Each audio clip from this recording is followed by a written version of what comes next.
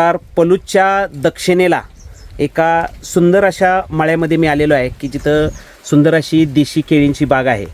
आमचे मित्र संजय चव्हाण एक आर्मी रिटायरमेंट माणूस आहे आणि आता सध्या ते इंजिनिअरिंग कॉलेजवरती पलूसच्या काम करतात आणि मोकळ्या वेळामध्ये शेती करतात.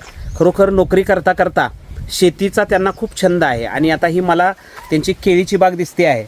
देशी केळींची जवळजवळ 30 गुंठे बाग आहे आणि या बागेमध्ये ते उत्पन्न काढतात आणि त्यांची स्वच्छता जर बघितली तर मला खूप आवडली आणि संजयजी यांचा स्वभाव पण खूप मायाळू असलेला दिसतो.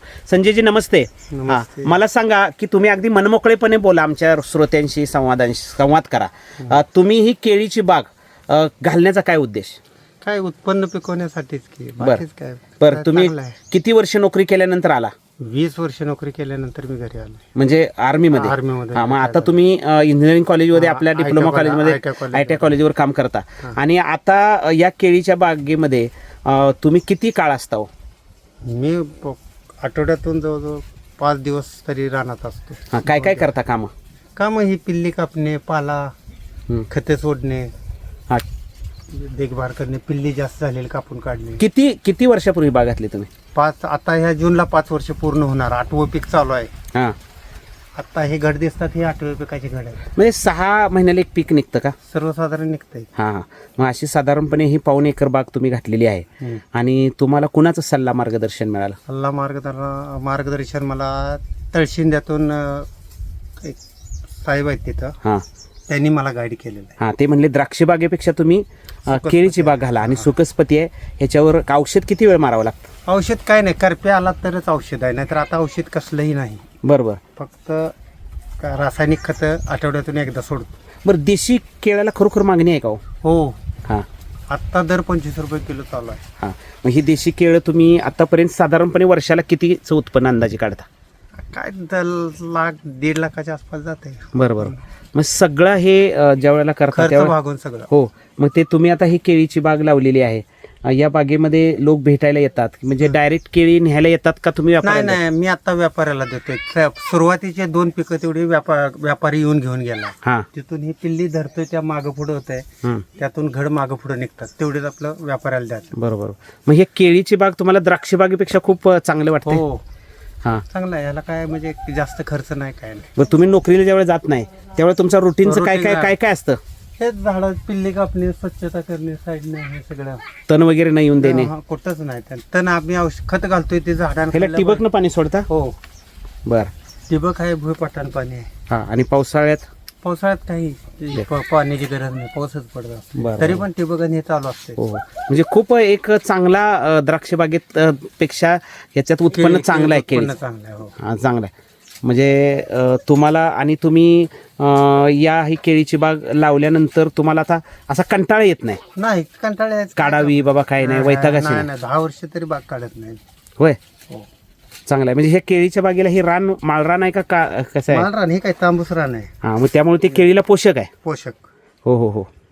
बरं, संजय चव्हाण यांनी खूप सुंदररित्या या ठिकाणी आपल्या केळीच्या बागेविषयी माहिती दिलेली आहे आणि त्यांची ही केळीची बाग मला तर खूप आवडलेली आहे. साधारणपणे या केळीच्या बागेमध्ये ते म्हणतात की 1.5-1.5 लाखाचं उत्पन्न 6 महिन्याला निघतं. म्हणजे साधारणपणे एकरी 1-2 लाखाचं उत्पन्न वार्षिक आहे. 2 लाख तर सहज. हां, आणि खूप चांगलं हे आहे. मग आता एवढीच बाग आहे आणि वाढवायची काय का? एवढं क्षेत्रच एवढं आहे माझ्या ताब्यात. म्हणजे तुम्ही मजूर बिजूर काही न लावता स्वतः सगळं सगळं तण काढणे, हे सगळं करणे आणि सातत्यानं शेतीमध्ये राबणे.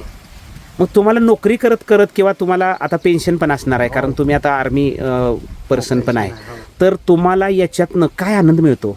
आनंद आता घरी टाइमपास करण्यापेक्षा 8 तास ड्युटी केली, आल्यानंतर काय करायचं मग? इकडं तिकडं उचापती करण्यापेक्षा आपलं रानात येऊन राबलेलं चांगलं. ह्याच्यातला आनंद आहे. हो, मग म्हणजे एखाद्यानं दुसऱ्याने माणसानं नोकरी केली असती आणि हे शेत वाट्यानं दिलं असतं, पण तुम्ही तसं नाही करत. तुम्ही स्वतः त्या शेतामध्ये येता आणि स्वतःचा वेळ घालवता, त्याच्यात आनंद मिळतो. काय करतात मुलं तुमची? माझा मुलगा एक सर्व्हिसला आहे किर्लोस्कर कंपनीत. बरं. हां, मुलगी पुण्यात IT कंपनीत सर्व्हिसला आहे. हां हां.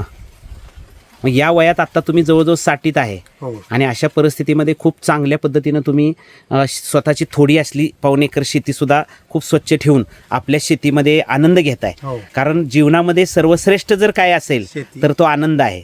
आणि आनंद माणसं वेगवेगळ्या क्षेत्रात घेतात. म्हणजे कोण वाचनात आनंद घेईल, कोण मंदिरात जाऊन आनंद घेईल, पण तुम्ही शेतीतला आनंद घेताय.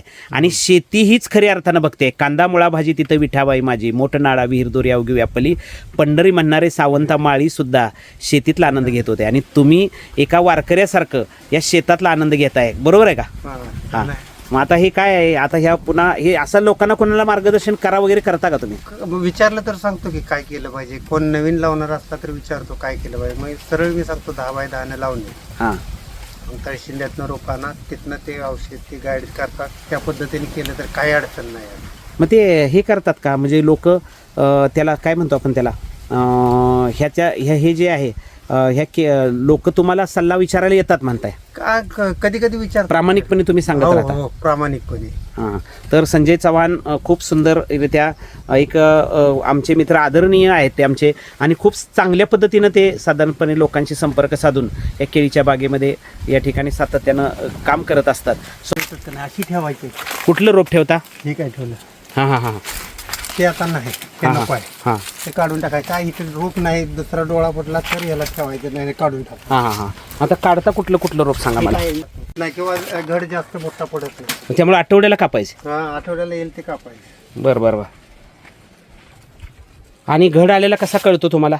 घड आलेला ते काय पाड आल्यासारखं दिसतं. केळं मोठी झाली का मग थोडंसं एखादं पिवळं झालेलं असते. पिवळं झालेलं असलं तरच काढायचं. मग त्याला पाड आला म्हणायचं.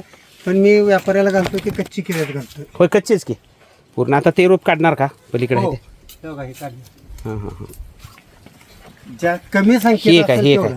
कमी असू दे, हे कमी संख्येत असेल तेवढं स्वतःच्या बागेमध्ये करण्याचा आनंद. मजूर वगैरे तुम्ही फारसं लावत नाही, नाही. फक्त स्वतः जास्तीत जास्त वेळ देता. जास्त वेळ. आणि याच्यातला एक वेगळा आनंद त्यांना मिळतो. तर संजय चव्हाणांची ही बाग आपण खऱ्या अर्थानं पाहिलेली आहे. धन्यवाद.